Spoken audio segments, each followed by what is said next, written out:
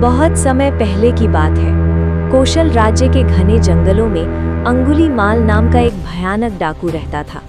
वो राहगीरों की हत्या करता और उनकी उंगलियों की माला बनाकर पहनता था। उसके नाम से ही लोग कांप उठते थे और कोई भी उस जंगल से गुजरने का साहस नहीं करता था। राजा ने उसे पकड़ने के लिए अपनी सेना भेजी, लेकिन अंगुलीमाल इतना शक्तिशाली था कि कोई उसे पराजित न कर सका।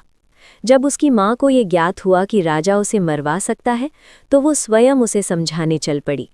उसी समय भगवान बुद्ध को ये सब ज्ञात हो गया। वे जानते थे कि अंगुलीमाल को शस्त्र से नहीं, बल्कि प्रेम और करुणा से बदला जा सकता है। बुद्ध निडर होकर जंगल की ओर बढ़ चले। जैसे ही अंगुलीमाल ने उन्हें देखा, वो दहाड़ा, रुक जाओ सन्यासी।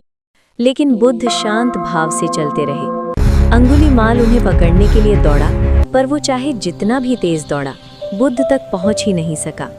थककर और क्रोधित होकर वो बोला, तुम कोई साधारण सन्यासी नहीं हो।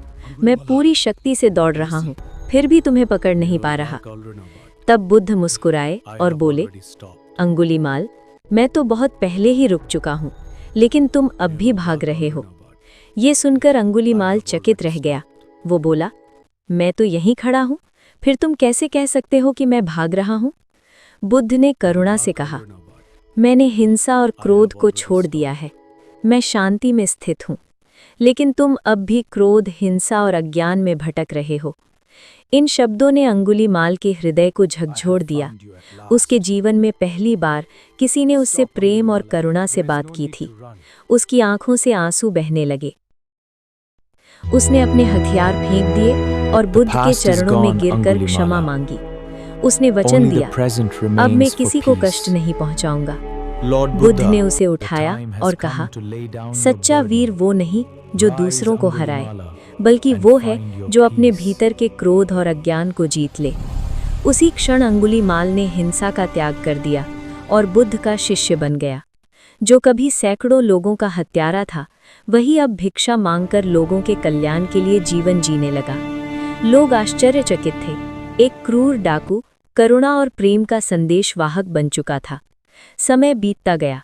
एक दिन लोगों ने उसे पत्थर मारकर घायल कर दिया, लेकिन उसके चेहरे पर क्रोध नहीं था।